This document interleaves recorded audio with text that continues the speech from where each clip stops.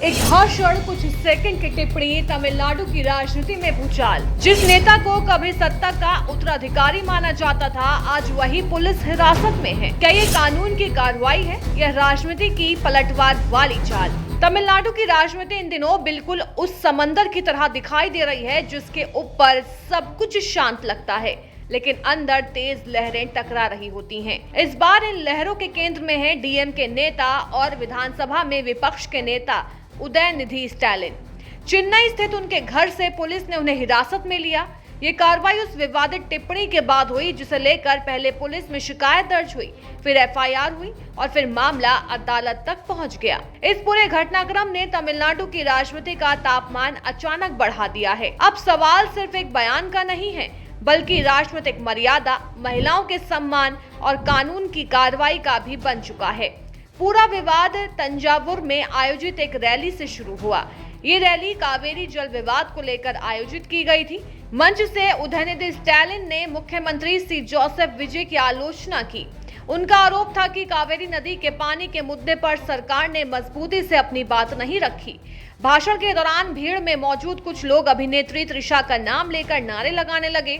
कुछ पल के लिए उदयनिधि रुके और फिर उन्होंने एक ऐसी टिप्पणी कर दी जिसे विरोधी दलों ने दोहरे अर्थ वाली एक आपत्तिजनक बयान बताया। देखते ही देखते उस भाषण का वीडियो सोशल मीडिया पर वायरल हो गया।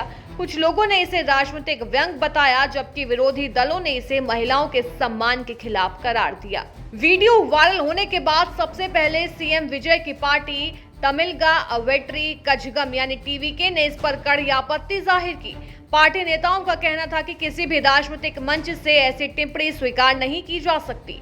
टीवीके नेताओं ने पुलिस में शिकायत दर्ज कराई और साथ ही राष्ट्रीय महिला आयोग तक भी मामला पहुंचाया। शिकायत में आरोप लगाया गया कि उदयनिधि स्टैलिन की टिप्पणी महिलाओं को लेकर अपमानजनक थी और इससे गलत संदेश जाता है। पार्टी ने मांग की कि इस मामले में उचित कानूनी कार्रवाई की जाए और सार्वजनिक रूप से माफी भी मांगी जाए। शिकायत मिलने के बाद तंजावुर पुलिस ने उदयनिधि स्टैलिन के खिलाफ एफआईआर दर्ज की। इसके बाद गिरफ्तारी की आशंका बढ़ने लगी। इस बीच उदयनिधि ने मद्रास हाई कोर्ट का दरवाजा खटखटाया और अग्रिम जमानत की याचिका दाखिल की। उनके वकील ने अदालत से तत्काल सुनवाई की मांग की, लेकिन कानूनी प्रक्रिया चल ही रही थी कि पुलिस ने चेन्नई स्थित उनके आवास से उन्हें हिरासत में ले लिया। इस खबर के सामने आते ही पूरे राज्य में राजनीतिक हलचल तेज हो गई।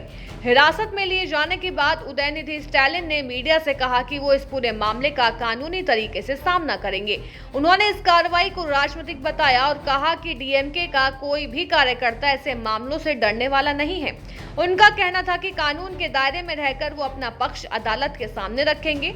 दूसरी तरफ डीएमके नेताओं ने इसे राजनीतिक दबाव की कार्रवाई बताया और कई जगहों पर विरोध प्रदर्शन भी शुरू कर दिए। तिरुचिरापल्ली समेत कई इलाकों में पार्टी कार्यकर्ताओं ने प्रदर्शन किए और सरकार पर विपक्ष की आवाज दबाने का आरोप लगाया। उधर टीवीके ने अपना रुख और सख्त कर दिया। पार्टी के नेताओं ने कहा कि यह मामला किसी राजनीतिक प्रतिद्वंदी का नहीं बल्कि महिलाओं की गरिमा से जुड़ा हुआ है। उनका कहना था कि सार्वजनिक मंच से किसी अभिनेत्री या महिला को लेकर इस तरह की टिप्पणी समाज में गलत संदेश देती है, इसलिए इस मामले में कानून अपना काम करे। टीवीके के नेताओं ने राष्ट्रीय महिला आयोग से भी हस्तक्षेप करने की मांग की और कहा कि महिलाओं के सम्मान से जुड़े मामलों में सख्त कार्रवाई जरूरी है। इस विवाद में भारतीय जनता पार्टी भी कूद गई।